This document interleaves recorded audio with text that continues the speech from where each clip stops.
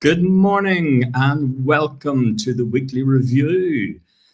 I'm your host, Paul Hazard, and with me this morning is John Gibbs and Leanne Lax. You're very welcome, both of you. How are you doing? Doing well. Yeah, good, thank you. Good. It's been a funny week. Twitter seems to have gone really quiet, especially where teachers are concerned. I don't know if they're migrating elsewhere or they're just kind of lying low before they go back. Traditionally, it's the silly season in the press, and we're maybe going to look at a silly story or two. We had A-level results this week, and that's a big pressure for a lot of families, a lot of children, a lot of schools. And the Premiership has started again. And in my book, those were all unofficial indicators that we're all going back to school very, very shortly. So yeah, no, it's not good to think about it. Anyway, to cheer you up, we have 3 interesting stories and 3 great shows to talk about this morning, which we will do right after these messages. This show is brought to you in partnership with John Catt Educational, publishers of professional development books and resources that support great teaching and learning in schools around the world. John Catt have an exceptional collection of book titles that cover a range of educational topics, ideas and research. The books are aimed at forward-thinking schools and support best practice teaching for both primary and secondary education.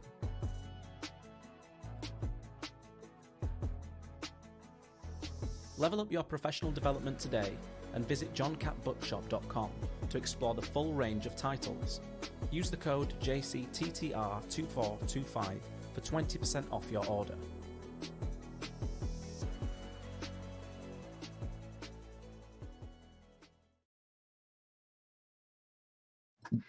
Our first story this week is a strange one. Google and Selena Gomez partner to fund teen mental health in the classroom. Now, I find this a really vexing story for so many reasons. It's full of possibility and potential, and yet every step carries suspicion with it, and mental health is so important. I just wonder who should it be handed over to, who should be involved. Now, look, the populist view may be that any money that's aimed at improving mental health must be good. But John, if I could come to you first, can I put it to you, John, that this is a modern day Trojan horse? I think, yes, you're right to be suspicious. Well, absolutely. A combination of celebrity and giant multinational corporation doing something good. Warning lights should go off. And you should think, well, is this quite as good as it seems? On the one hand, yes, money in. If I was at a school and they said, oh, we're getting a lump of money from Google, who've got lots of that stuff, and they're going to give that to us to spend on improving mental health for our students. We're going to buy some stuff to put in the classroom, some posters to put on the walls. We're going to hire someone, whatever way it's spent. You'd say, well, as a school, that's good. And I remember being at school once. I had a load of televisions donated to the school. This was in the United States. They had a bunch of televisions donated to the school on the grounds that they would all be free. This is when you had televisions in the corner of the classroom.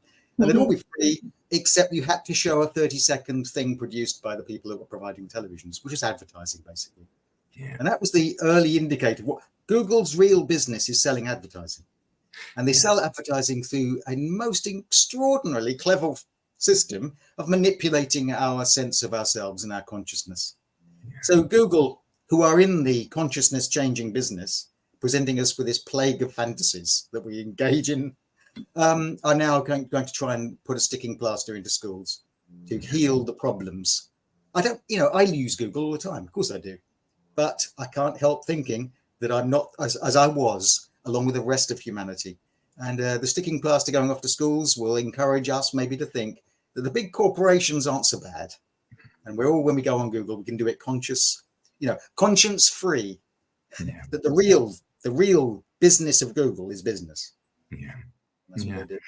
I can't help thinking you're right there. Yeah. I did a little bit of research this morning. Now, Google is putting $25 million into this project with Selena Gomez, which seems great, seems fantastic. But when you think that Google make almost $1 billion a day, it's loose change. It's not even loose change. Leanne, it seems funny. There is an acknowledgement in the article that people don't really know what even works in terms of mental health and and students and young people. Is just throwing money at mental health, is that going to work? Do we not need a much more structured and approach? Yeah, it's another job for a teacher to do, basically, in the classroom. And I think there's two sides to the story, not as an article, but in general to the story of mental health. There is a lot of training out there for teachers, and within this money from Google, they say they're going to design half-hour training sessions in collaboration with organizations to help educators navigate these challenges. So again, it's putting the onus on teachers. And I love a good CPD that you can put into place in the classroom. I eat it up. I think most teachers would. I sit in training sessions waiting to write something down that I can implement in my classroom. Mental health, as you say, is huge. I don't know that it's something a half an hour session is going to help a teacher to deal with in the middle of a maths lesson while 3 children don't know what you're talking about and the rest are getting on with their work and there's a child having a mental health crisis. There is a lot that teachers do, and this is a massive extra piece to put onto a teacher. Then again, you've got a celebrity. My question is, why a celebrity? John answered the question. Google are there to advertise. You need a celebrity to advertise, I guess. And she says that few people are in a better position to help do this than teachers. She is possibly right. Position you're in as a teacher, whether you have the ability as the teacher to do it is another question. But it's the $1 million question, I think. Yeah. The $1 million question. And I think you're right. I mean, a half-hour session funded by Google isn't really going to cut it. Can I add to that? John, yeah.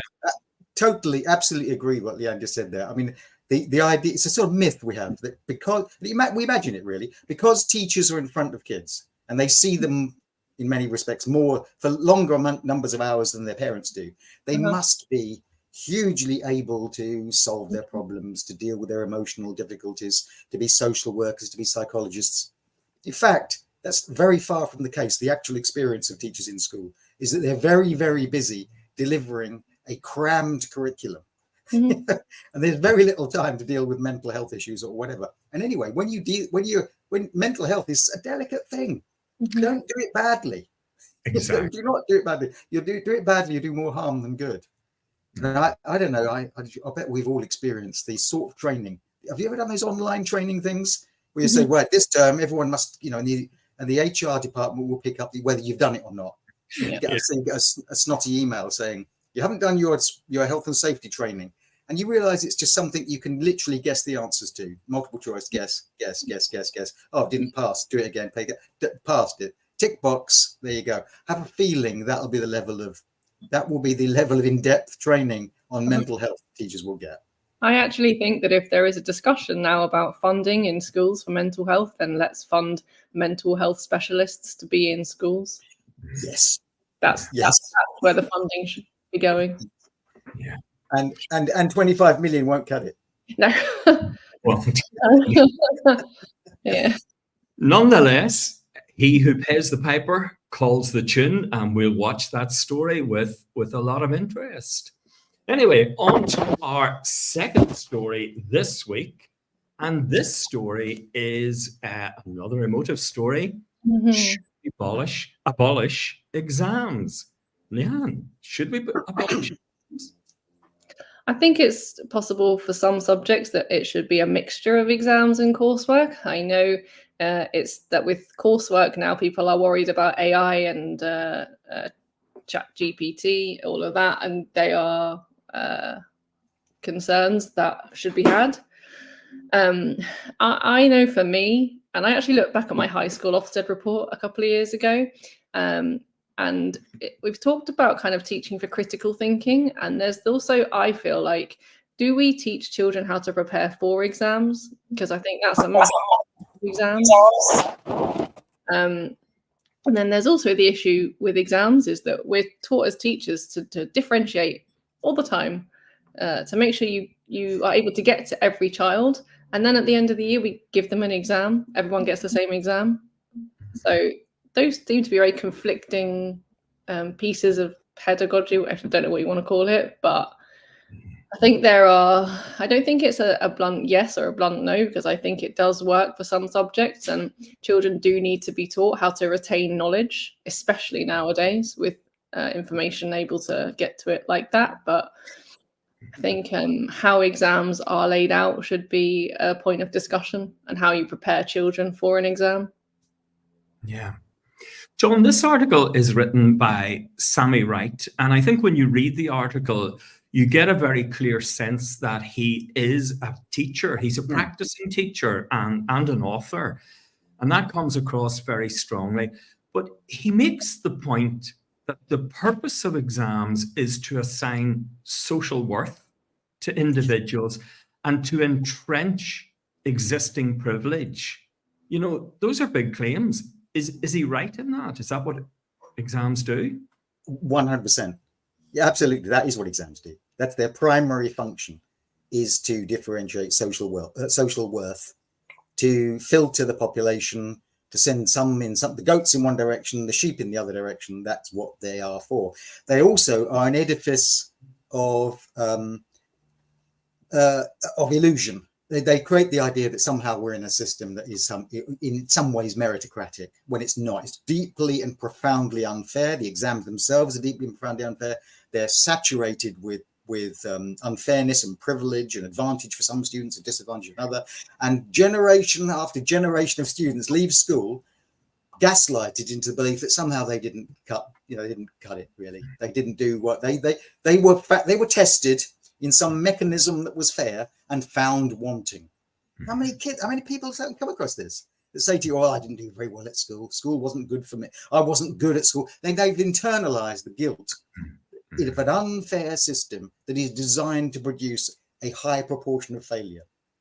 You're right. When Sammy Wright in this article says, he says, "I'm a creative writing teacher," and I realized that in order to teach creative writing, I had to be so precise about the criteria for success in the exam that I had to disregard the actual process of creative writing, which is spontaneous and creative and imaginative, and instead teach the exam. How many of us do that? Mm-hmm. Yeah. Exams poison everything. They poison the system. I would get rid of exams or have them so minimal that they're effective just a certificate of you did school. Yeah. The world wouldn't fall. It wouldn't be bad. We'd go back. My father left school without any qualifications at all. Ended his career as traveling around the world as an engineer, working on aircraft simulators and things. True, would have been better if his education hadn't to go through building sites and things on the way. But he was self-taught, and every employer he went to had to assess his worth. Well, that would be what would happen. It would be full of unfairnesses as well. But exams poison school. Get rid of them. And they only test knowledge. There's the flip side of the curriculum, which is a big thing now, is skills. How do you test a skill in an exam? Yes. I'm not sure you can. Or the skill you test. Sorry, Paul. Or the skill you test is the part of the exam. Mm-hmm. Acquiring quotations you'll never need again in life about Shakespeare or something, or Yeah. formulas you'll never use again in mathematics, you'll never ever be required to learn again. Yeah. And how many of us in life actually sit in an exam on a wobbly table and write stuff for 3 hours? Yeah. Leanne, there are some alternatives that he suggests, and as a writer, of course, he gives a kind of metaphorical suggestions, and he talks about, like a driving test or judo belts. And, I presume what he means there is, and John alluded to this, you do your 12 or 14 years of school and you either get through or you don't. And there might be alternatives for that. Is the driving test or the judo belt association or metaphor, is it too simplistic? Would it not work in life? No, I think there are, like I said, some subjects where an exam is probably necessary. And I think there are some subjects where you don't need to assess via exam. And I mean, throughout the PGCE, there's no exam. There are some career paths where you want to be assessed practically. And there are some subjects where, like creative writing, for example, shouldn't be a tick sheet. I know in year 6 to get greater depth, it's not really a tick box. It's more of a, have you written for purpose? That kind of testing tests for the subject and doesn't test for what you've retained when you've been studying and revising in your bedroom for however many hours a night. So I do think there are two sides to it, and some subjects possibly yes and others no. Even like some parts of the subject yes and other parts of it no. So let's say, like, for example, with maths, there are some parts of maths that you do have to just memorize. And there are other parts where you get children that can reason and problem solve, where it's more of a skill that's been taught. Mm. So I think it depends on the subject, the part of the subject. Yeah, although I would get rid of exams to a point where they virtually became something like the belt system, or you completed school. Leanne, you're right in saying that you can't divorce teaching from feedback. And feedback, I mean, you do something for someone and someone says, no, that's not correct. Well, that is it. In a sense, you've just failed that moment. Feedback and assessment in learning, and learning with assessment embedded in it. Yeah, that's fine, of course. And that will be there in some form or another in the way we teach. But what we do at the end of our current system, and far too much in this country, is give you a grade. Grades that people like Dennis Sherwood and others will show are fairly unreliable to a grade either way, to a large extent. Manipulated by standard deviations and so on, which shift the exam boundaries, so that 1 year you're one grade, 1 year another. You carry that grade through life. Oh, wow, you got a B in maths. It means nothing. You might have done an A another year, or a C another year. So really reduce the number of exams. But yeah, you've got to have some form of feedback assessment is inevitable.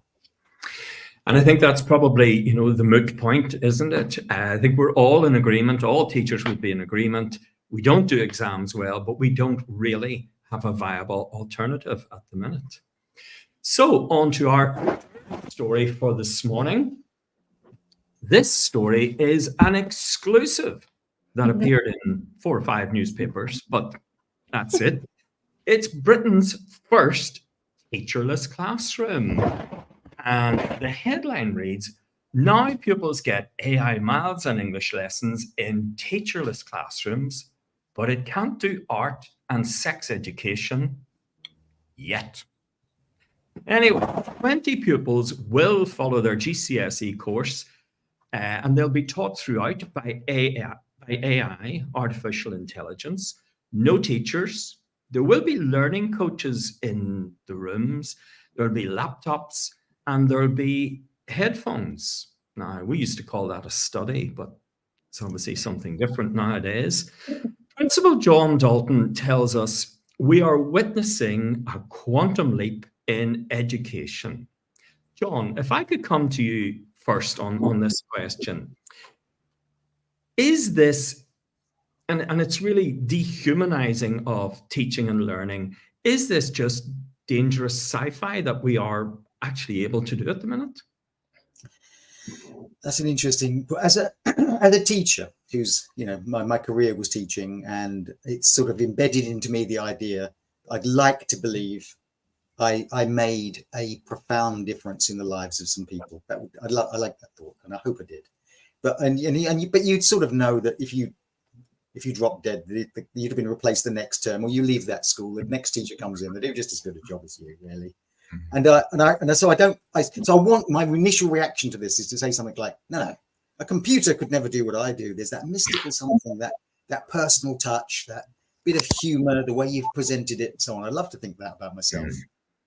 I remember years ago, I was playing. I had the illusion I was quite good at chess, and I played someone who was actually very good at chess, and they beat me in minutes, and I realized just how bad I was at chess. And in a peevish sort of way, I said something like, well, one day, this was like 50 years ago or something, I said, the previous sort of thing I said, well, one day computers will beat people at chess. And he explained, this lad explained to me that can never happen because there was a bit of human intelligence that was sort of creative and intuitive that computers will never reach. Well, they have.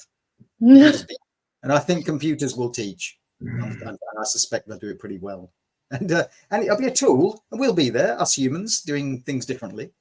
But it will come about. And one day I'll go and see a GP, and it'll be an AI thing, and it'll be more reliable than any GP. And the pilot driving the plane will be an AI machine, and more reliable than a pilot. And lots and lots and lots of other jobs as well. Okay. It'll be better for it, probably. Okay.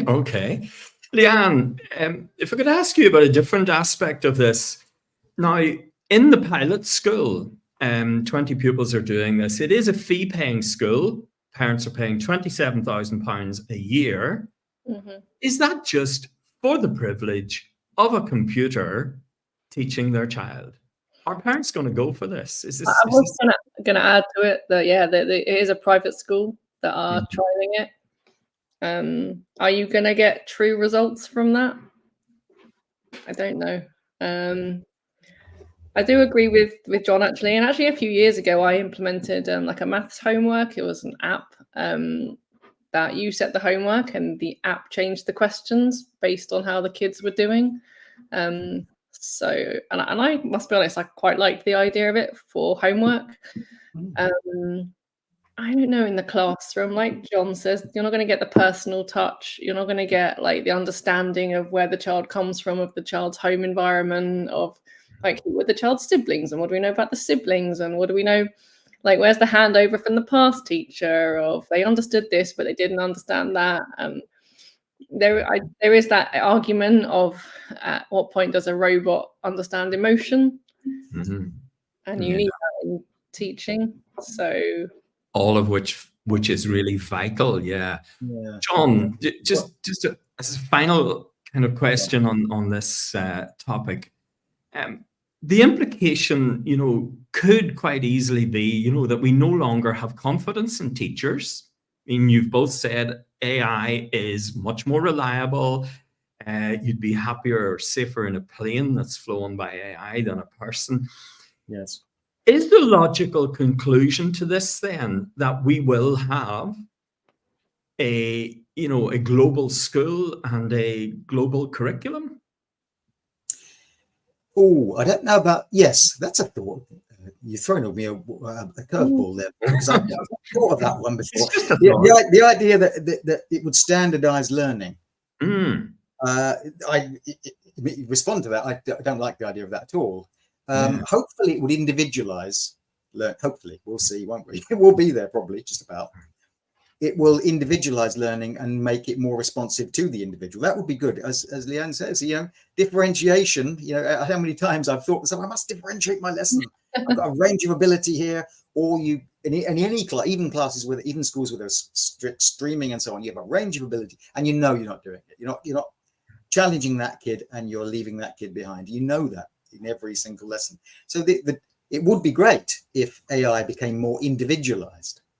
I would like to think, as we head off into the future, that it would end the tyranny of schools themselves. We're a long way from this, but the whole idea of putting kids in large groups among groups their own age, of abilities that you can never reconcile entirely with one with the other, it would be wonderful if schools themselves slowly disappeared into the future. Not teachers, we're doing something, and there would be something that would replace schools. It would be education of some kind, but the monolithic institution, the hot classroom, the bored kids staring out the window. It'd be great to think an end to that. And it is. Some people will say, well, it's more reliable than teachers, but then not all teachers are great. I remember, particularly coming across when I was at school, a particular teacher I could name. He'd have to be at 110 or something now, but a particular teacher I can name put me profoundly off mathematics. Oh yeah. Only one teacher. Me. But he was particular, his particular. We all had those, we did. So maybe there would be some place for AI that was more I'd like to think, going back to what we've spoken about a few times, that there are some skills that are taught in education that you would hope a robot can't teach.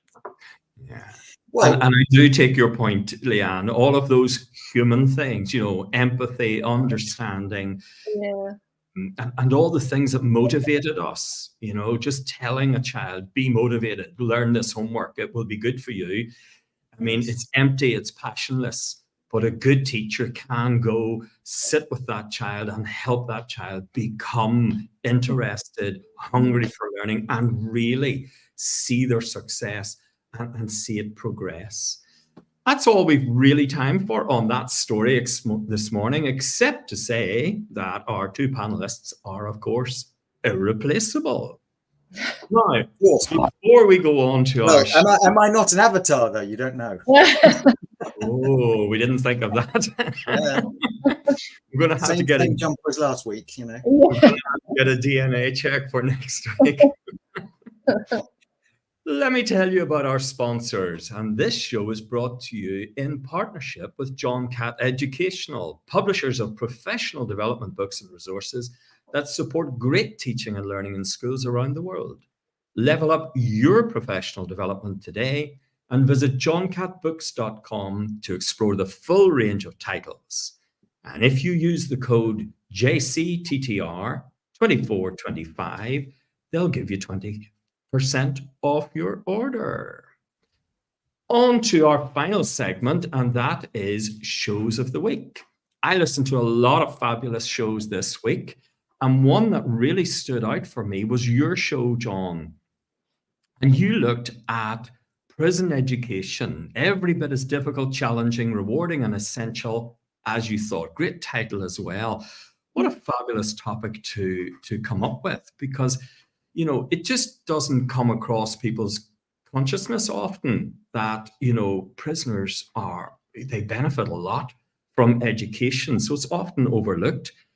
Is an excellent expose on the barriers, the difficulties, the problems that teachers and prisoners face, but how creative as well they are in getting around them all. And how much, there is satisfaction and so on in working with prisoners. Great show. Highly recommend it to everybody. Thank you. John, what about you? What did you listen to this week? Well, I'll go with a classic piece of Teachers Talk Radio, which was Tom's late show, which was looking at is it possible to actually teach critical thinking? And again, a bit like will AI replace teachers? You think, no, of course not. And then you think about it, think, oh, I don't know. This was, well, is critical thinking to be taught in schools? Of course it should be. And Bridget Phillipson had made some speech where she said we need to teach critical thinking. And you think, first response to that is yes. But listen to this show. And you think to yourself, well, I'm not now certain I know what critical thinking is. I'm not sure you can teach critical thinking. And I think the teaching of critical thinking should be thought about critically, which is what this show did. So you end up thinking, well, I sort of know more about this than I did before this show. And I know that I'm not as certain as I was before. And it beautifully explored the idea that knowledge and power are inextricably linked. So even when you try to teach unideologically, in an unbiased way or whatever, and present things as critical, you've almost always got some sort of value assumptions behind it. And all the guests, including Claire Fox from the Institute of Ideas, was there. It was like an episode of the Radio 4's Moral Maze. In fact, it was better. It was better than Moral Maze. Of course it was. Of course it was. Leanne, what about you? What caught your eye or your ear this week? Because we are in view as well quite often. So we had an Olympic special for education tonight with Lucy and Hannah, who are great show. Yeah, regularly on education on our Sunday show. And it talked about lessons that can be learned from the Olympics. And there were many teachable moments. Just a few that I picked out were where the surfing was stationed. Loads of geography involved in that. Tom Daly coming back to train, got a bit of perseverance, maybe got a PSHE lesson there. The sportsmanship of Alex Yee, and also North and South Korea being able to share a podium. So loads of stuff, loads of teachable moments coming out of the Olympics. Lovely. Excellent. Well, that's really all we've time for this week. Many thanks to the panel, Leanne and John, and of course to the team in the background that make this all happen. Enjoy your week, everybody. And if your classes or your family or anybody is getting GCSE results on Thursday, good luck with that. We'll see you next Sunday, same time, same place. Bye, everybody.